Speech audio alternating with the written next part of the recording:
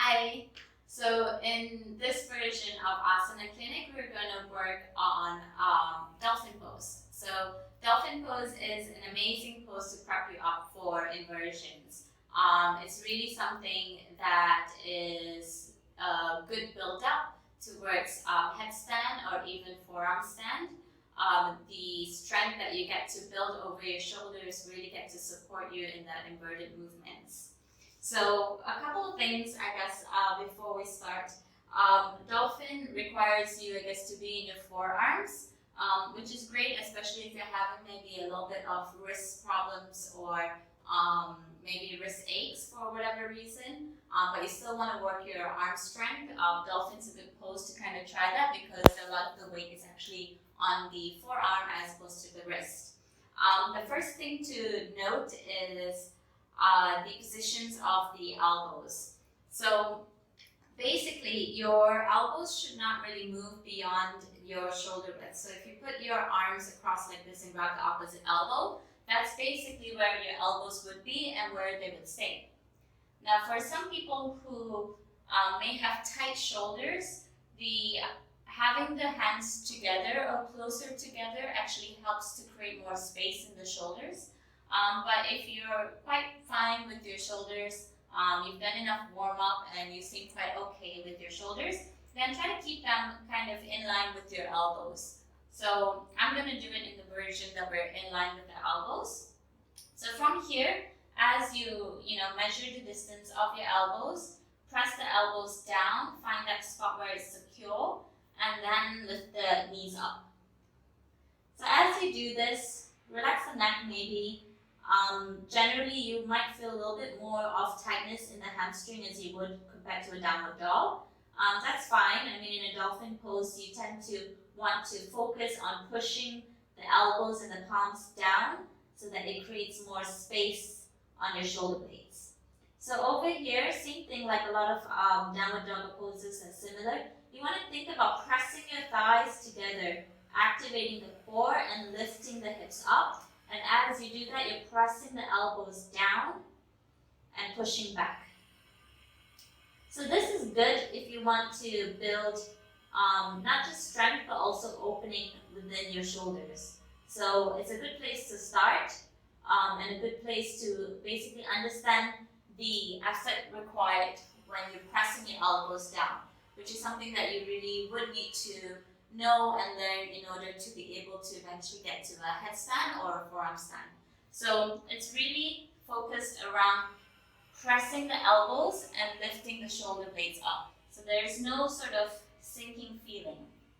So say, for example, you want to push the elbows away and lift the shoulder blades up. So notice if you're kind of relaxing on your shoulders, and every the energy feels like it's heavy and moving downwards.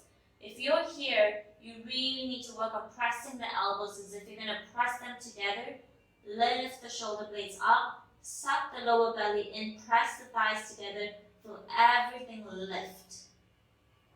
So the energy is really going up towards your hips and all the way up to the sky.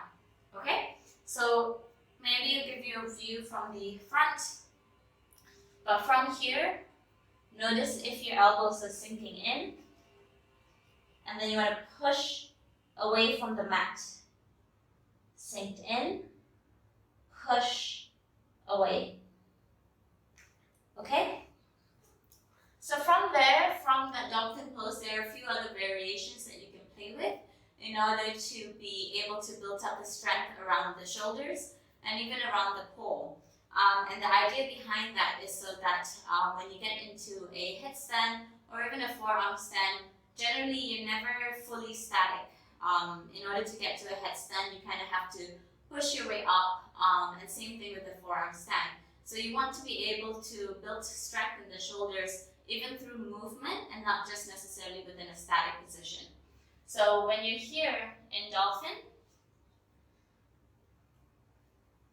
so push the elbows away, suck the lower belly in, feel the hips high, and as you do this, keep the core engaged, keep that tailbone tucked, move the body weight forward, and then lower, Maybe try to kiss the mat and come all the way up.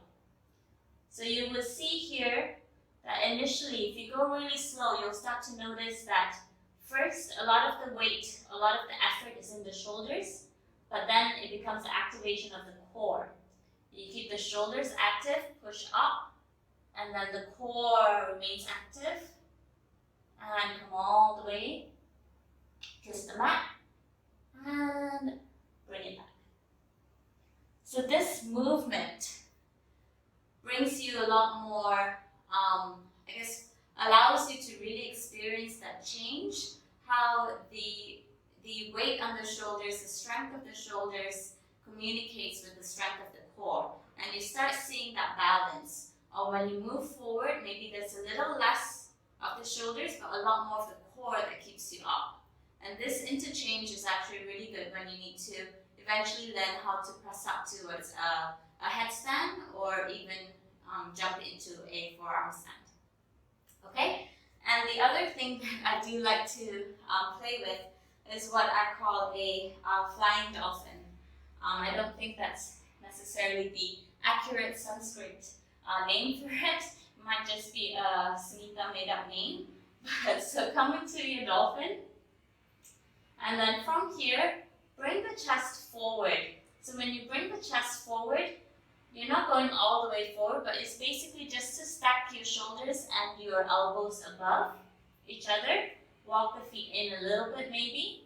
Maybe you just stay here, but try to bring the knee to the chest. And as you do this, lift the hips up. So you're trying to eventually get into that position where your hips and your forearms are all stacked. And this is the strength that you're going to have to build in your shoulders for your forearm stand. And exhale, release. Maybe switch sides. Then bring the hips forward, not too much. Just try to feel that stackness. So feel the elbows, the shoulders, the hips trying to get in line. And exhale, release. So although there is effort in the shoulders, it's also a lot in the core that keeps your hips up. So the base is your shoulders that kind of keep everything there, that keeps you supported. But the other bit that is eventually going to keep you up in your inversions and keep you secure in your version is the core. So it does give you that sensation of how much of the shoulders that you kind of need to use, and then at which point do you feel that sensation in the core.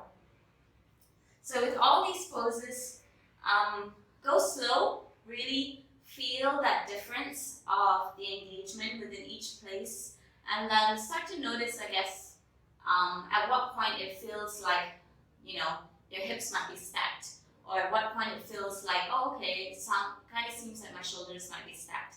And these are the little things that would eventually also help you with your inversions. Okay, so let's try dolphin one more time. Press the elbows down, knees up, press, lift the shoulder blades, then engage the core, press the thighs together to lift the hips a little bit more. Maybe bring the feet a little bit closer. Maybe go forward. Slow. And maybe one knee up. Lift. Maybe you get on your tippy toes. And then out the side.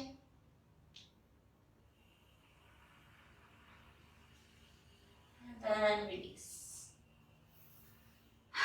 So play with it. Try it out and see how it helps in your inversions. Thank you. Namaste.